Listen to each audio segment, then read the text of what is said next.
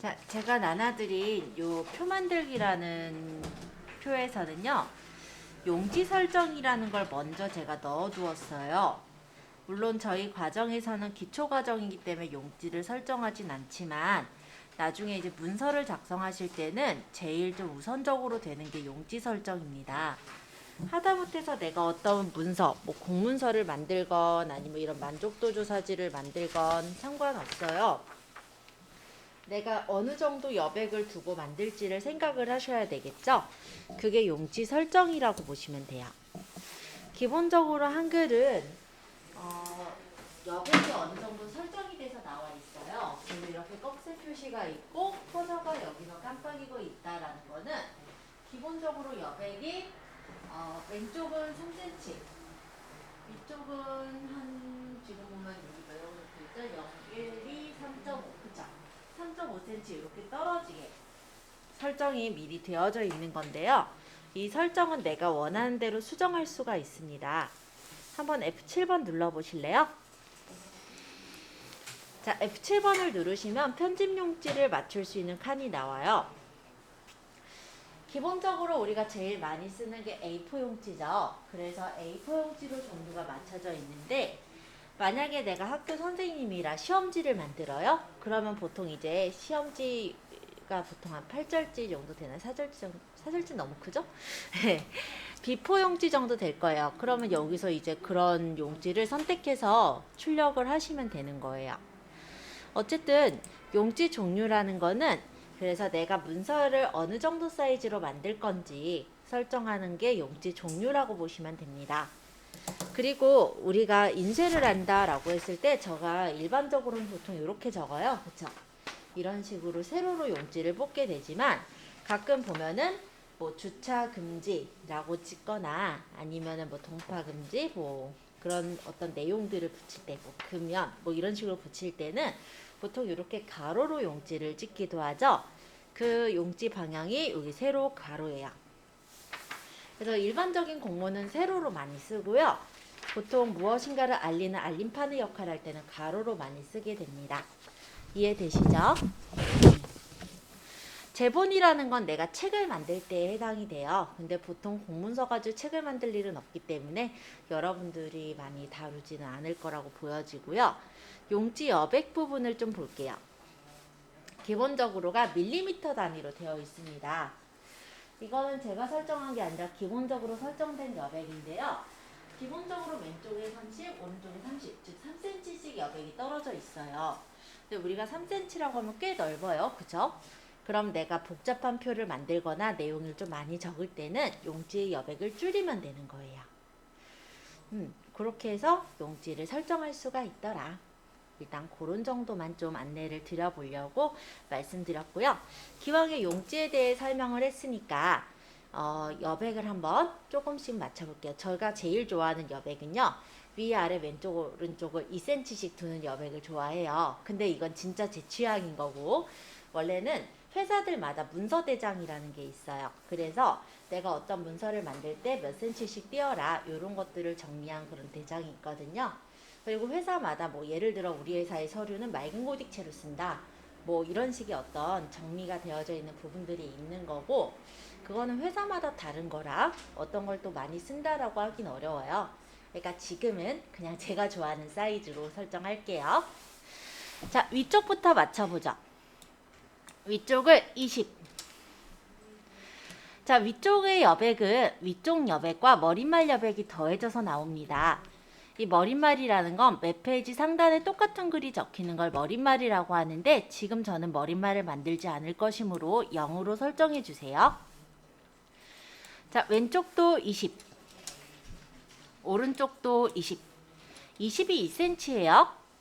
꼬릿말 저는 안 줄 거니까 0. 아래쪽 여백도 20. 자, 이렇게 놓는다면 왼쪽, 오른쪽, 위, 아래가 모두 다 2cm씩 여백이 있는 문서가 만들어지는 거죠. 이해되셨어요? 가끔은 내용이 많은 문서, 주로 이런 평까지 만들 때는요, 2cm 가지고 안 돼요. 이거 이제 다른 학생 평가지인데, 그럼 여기 이제 여백을 몇을 줄까요? 거의 막 1cm를 주거나 아니면 더 작게 주거나 이렇게 해서 만들겠죠? 그러니까 용지는 항상 딱 정해져서 이 용지 사이즈로 만든다가 없어요. 그러니까 지금은 제 맘대로 적고요. 나중에는 여러분들 맘대로, 그리고 회사 들어가서는 회사에서 정해진 대로 설정하시면 됩니다. 아시겠죠? 자, 여기 제본이라는 거는 우리가 공문서 같은 경우 제본을 뜰 일은 없기 때문에 그냥 두시면 되는데요. 이 제본은 뭐냐면 우리가 예를 들어서 자서전을 만들어요. 네, 그러면 어느 한쪽을 철을 해야 될 거예요. 보통은 떡제본 해가지고 여기다 이제 접착제를 붙여서 책을 만들죠. 그쵸? 그러려면 접착제를 붙일 여백이 필요하잖아요. 그게 제본이에요. 그래서 일반적으로 그냥 한글에서 문서 작성할 땐 제본은 주지 않고요. 내가 책 만들려고 한다. 그때는 주시겠죠. 자, 이 정도 얘기하겠습니다. 여기까지 어려운 거 없었죠? 요거는 실제 표랑은 상관은 없어요. 근데 제가 한 번은 얘기를 드려야 되는 사항이라서 한번 오늘 기왕에 설명을 드렸고요. 설정 한 번만 눌러주세요. 자, 지금 여기 보시면 꺽쇠가 여기 있죠. 제가 이제 설정을 누르는 순간 제가 설정했던 용지 여백으로 맞춰집니다. 꺽쇠의 위치가 바뀐 거 보이세요? 지금 보면은 눈금자가 2cm, 2cm. 그렇죠? 이렇게 용지 여백을 내 맘대로 바꿀 수가 있어요. 자, 근데 제가 용지 여백부터 바꾼 이유가요. 표를 만들 때 기본적으로 표를 만드는 거는 이 너비에 맞게 표가 만들어져요. 그래서 만약에 용지 여백을 먼저 맞추지 않고 표를 만들었을 때는 나중에 용지 여백을 맞추면 표를 또 조절을 해야 되거든요. 그래서 용지를 먼저 맞추고 무엇인가를 하는 게 더 좋아요. 그래서 처음 할 때는 우리가 지금은 연습이니까 용지 여백 따로 안 맞추지만 나중에 문서 작성할 때는 용지 여백부터 먼저 맞추고 작업을 하게 됩니다. 자, 표를 만들어 볼 건데요. 단축키는 컨트롤 T예요. 근데 외울 필요 없어요. 네, 엄청 쉬워요. 자, 뭔가를 집어넣는 거니까 입력에 있는 거고 제일 앞에 표가 있어요. 굳이 단축키를 외울 필요는 없어요. 근데 왜 제가 단축키를 적어 놓았느냐? 이 중에는 분명히 또 자격증도 따고 싶으신 분도 있을 거고 빨리빨리 일 처리를 하고 싶으신 분도 있을 거예요. 그래서 그냥 적어 놨을 뿐입니다. 외우실 필요는 굳이 없으시고요. 나중에 혹시라도 워드 1급을 보겠다. 그러니까 그건 이제 진짜 빨리 쳐야 되거든요. 그럴 땐 이제 단축키를 쓰겠죠? 근데 저도 입력의 표가 편해서. 자, 여기까지 일단 설명드렸고요. 입력의 표를 누르면 줄수와 칸수를 설정하기 나와요. 지금 요 밑에 제가 표 하나 넣어놨는데 이거 몇 줄에 몇 칸 같아요?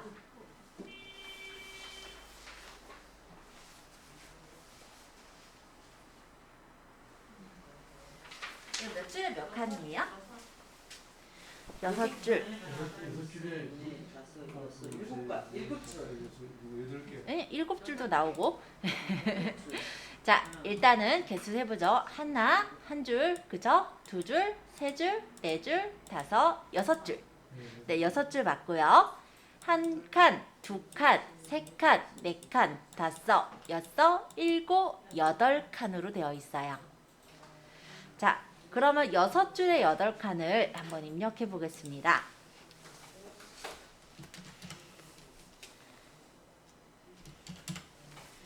자, 줄수를 6줄, 칸수를 아까 8칸. 여기서는 물론 항상 그렇게 해야 된다는 아닌데요. 크기 지정을 보시면 너비가 기본적으로가 단에 맞춤이 돼 있어요. 그렇기 때문에 이대로 만들게 하면 여기 있는 여백에 꽉 차게 표가 만들어질 거예요. 높이도 그냥 자동으로 돼 있는데 내가 원래 임의적으로 높이를 주고 싶다면 여기다 설정하는 거고요. 그렇지 않다면 이대로 설정합니다. 보통은 자동으로 해요. 자, 그 다음에 글자처럼 취급. 요거는 체크가 되어 있는 상태를 추천드릴게요. 왜냐면 표는 개체예요. 근데 개체 상태로 되어 있을 때 우리가 표를 다루기가 조금 힘듭니다. 그래서 물론 어떠한 경우는 예외적으로 이제 글자처럼 취급을 풀어야 되는 경우들이 있지만 지금은 일단 글자처럼 취급을 체크해 놓는 걸로 하겠습니다. 자, 만들기 눌러볼까요? 그러면 이렇게 칸이 만들어졌어요. 예를 들어 지금 만든 표가 잘못 만들어졌다 라고 가정해 보겠습니다. 그러면 마우스를 표 바깥쪽 표 가장자리로 가보세요. 지금은 I자 모양이잖아요. 요 가장자리로 가면은 어느 순간 이렇게 사각형의 화살표 모양이 생겨요. 이게 바로 한글에서는 개체를 뜻해요. 자, 이 상태로 클릭하시면 이렇게 네모난 버튼 같은 것들이 떠 있죠? 개체가 선택이 된 거예요.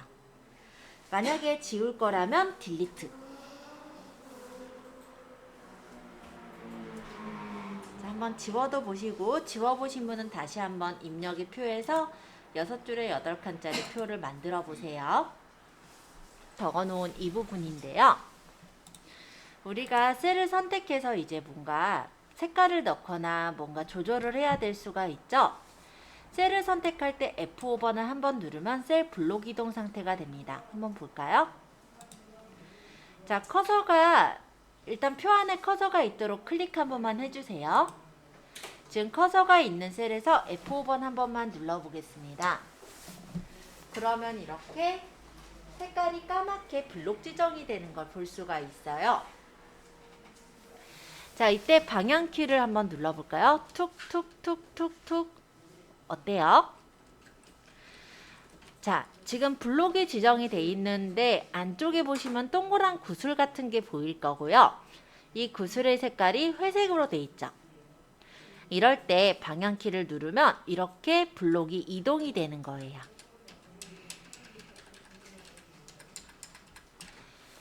자, 그러면 다시 한번 F5번을 눌러볼게요. 아까 이 상태에서 F5번을 또 한 번 누르면 아까랑 같아 보이는데 구슬의 색깔이 바뀌었어요. 빨간색 구슬 상태에서는 방향키 한번 눌러볼까요? 툭툭툭. 이번엔 어때요? 범위가 잡혀요. 그쵸? 자, 만약에 이 상태에서 또다시 F5번을 누른다면 이번에 F5번을 3번 누른 거죠. 그럴 때는 전체 표가 선택이 됩니다. 한번 해볼게요.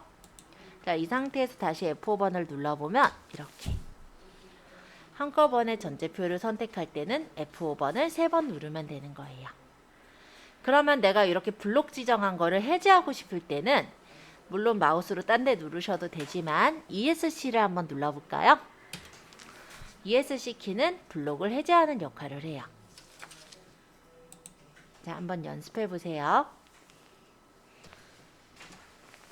자, 이 상태로 F7번 눌러볼래요? 세로줄을 한 번에 선택할 수가 있어요. F5번, F7번은 세로줄을 선택할 때 씁니다. 저 같은 경우는 물론 국비 수업을 들으시는 경우는 이제 출석 입력 시스템이 있어서 그렇게 처리가 되지만 일반 학생들의 경우는 수기 출석부를 작성을 해요. 그러면 한 30일 이렇게 옆으로 적고 이제 학생 수를 쭉 해서 세로줄로 적습니다. 그리고 휴일들에다가 표시를 해놓겠죠, 색깔을. 그럴 때 굉장히 요긴하게 쓰는 기능이에요. 근데 다른 때는 그렇게 또 많이 쓰진 않으니까 그냥 이런 기능도 있구나 정도로 봐주시면 될 것 같아요. 자, 이번에도 또 한 셀을 선택하고 F5번. 이번에 F8번 눌러볼까요? F8번은 가로줄을 선택해줘요. 어려울 건 없죠? 근데 얘는 그냥 한 번씩 그래도 그냥 넘어가긴 아쉬워서 넣은 기능이고 여러분들이 많이 쓰지는 않을 거예요. 근데 표가 복잡한 표를 쓸 때는 가끔 쓰겠죠. 자, 여기까지 어려운 건 없으셨나요?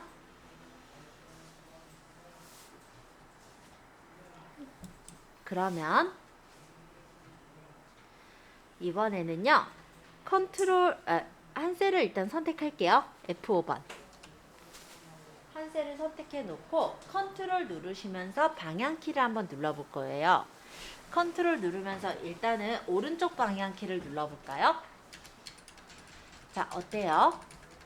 블럭을 지정해 놓은 그 칸이 넓어지면서 나머지 칸들은 그대로이기 때문에 결론적으로는 전체 표가 커진 걸 확인할 수 있죠.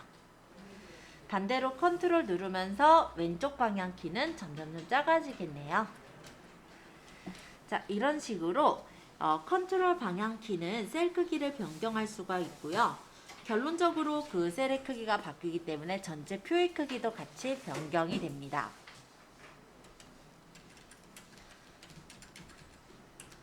그래서 방향키를 이렇게 움직여서 내가 원하는 데만 줄이거나 늘리거나 이런 게 가능해요. 자, 이번에는 Alt 누르면서 방향키인데요. Alt를 누르시면서 방향키를 움직이면 아까랑은 좀 다르죠? 전체 표가 그대로 있고 그 블럭 지정한 그 셀과 그 옆에 있는 셀 간의 너비가 조절이 되는 걸 확인할 수가 있어요. 자, 확인하셨다면 이번엔 Shift 방향키를 눌러볼게요. Shift 누르면서 방향키의 경우는 선택되어 있는 셀만 너비 조절이 되는 걸 확인할 수가 있습니다.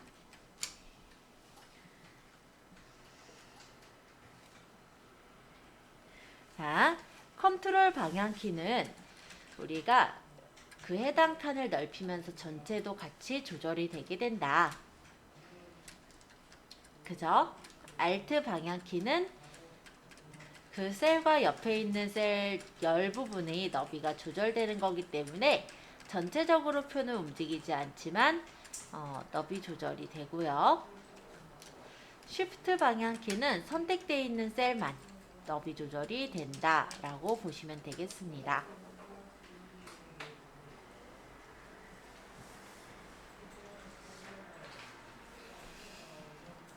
자, 여기까지 일단 질문을 좀 받고요. 그 다음 나머지 부분들도 조금 더 소개를 해볼게요. 여기 옆에다가 한번 적어볼게요. 월. 옆에다 화. 이렇게 적어볼까요? 자, 그런 다음에 여기서부터 이만큼 범위를 잡아보세요. 그리고 A를 누르면 A가 오토란 뜻이다 보니까 이렇게 월화수목금토일이 자동으로 적혀질 겁니다. 이런 자동 채우기 기능이 있어요. 예를 들어 여기다 1 적고 그 밑에다 2를 적어요. 그 다음 범위를 잡아서 A를 누르면 이렇게 연속된 범위가 잡혀져서 나오는 걸 볼 수가 있습니다. 아까 배운 기능인데 범위를 잡으시고요. 이렇게 쫙 잡아도 돼요. 대각선을 쫙 잡으시고 컨트롤 아래 방향키를 툭툭툭 적당하게 넓히면 넓어지겠죠? 반대로 좁힐 땐 컨트롤 위쪽 방향키를 툭툭 좁혀주시면은 내가 원하는 대로 좁힐 수 있어요. 해제는 딴 데 누르시면 해제되거나 아니면 ESC 누르면 해제가 됩니다. 자, 자동 채우기 A 한번 확인해 보았습니다. 잘 안 되신 분들 질문 받을게요. 만약에 이 두 칸을 합치겠다. 그러면 두 칸을 범위를 잡아요. 그 다음에 M 눌러볼까요? M이 머지예요. 그래서 내가 칸을 합치고 싶으실 때는 범위를 잡고 M 누르시면은 해당 칸이 합쳐집니다. 그러면 합친 걸 다시 나눌 때는요. 자, 일단은 그 셀을 선택해야 돼요. F5번으로 나눌 셀을 일단 선택했어요. 그러고 나서 M이 머지, 병합의 약자라면 S는 슬라이스, 즉 나누는 거의 약자예요. S를 눌러서 줄로 나눌 거냐 칸으로 나눌 거냐를 선택을 해줍니다. 지금 저는 두 줄로 나누면 되기 때문에 두 줄로 나누기를 하면 이렇게 나눈 것을 다시 합친 것을 다시 이렇게 나눠줄 수도 있어요. 물론 한 셀만 선택해서 거기서 S 눌러서 나누셔도 되고요. 아니면 여러 줄을 선택해서 S 눌러서 줄을 나누는 것도 당연히 가능합니다.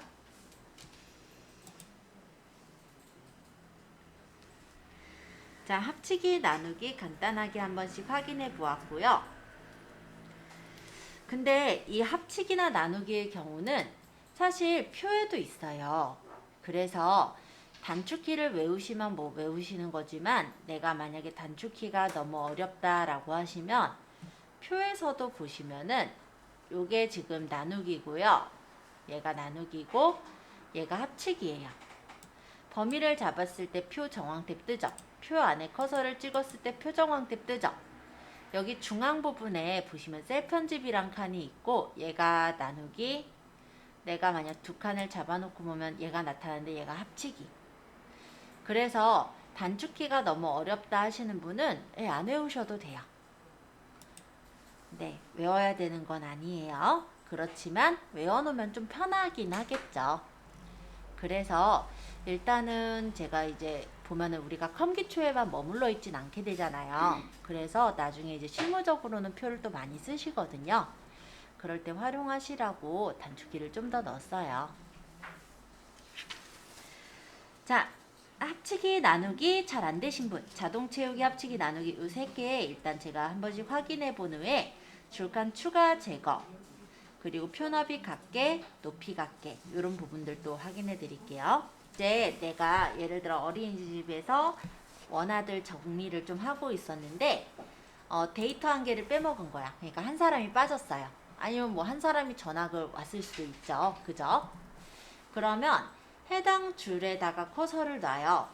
제가 지금 3행에다가 커서를 놨죠. 3행이랬네. 3번 칸에다 커서를 놨죠. 그리고 요 위쪽에 보시면 줄칸 편집이 있습니다. 아마 요건 단축키보단 얘가 더 편하실 건데요. 이게 뭐냐면 우리가 커서를 놓은 게 기준점이에요. 이 기준에서 여기 아래다 줄을 추가하겠다. 이 3이 지금 기준이면 3을 기준해서 위쪽에 추가하겠다. 왼쪽에 추가하겠다. 오른쪽에 추가하겠다. 이런 거예요. 그러니까 내가 커서를 어디다 찍어놨느냐에 따라 다른데 만약 3에다 찍어 놓은 상태로 아랫줄을 추가하기라면 3번 아래에 줄이 추가가 되겠죠? 여러 번 누르려면 여러 번 눌러서 추가하시면 되셔서 굳이 뭐 단축키까지 외울 필요까지는 없습니다.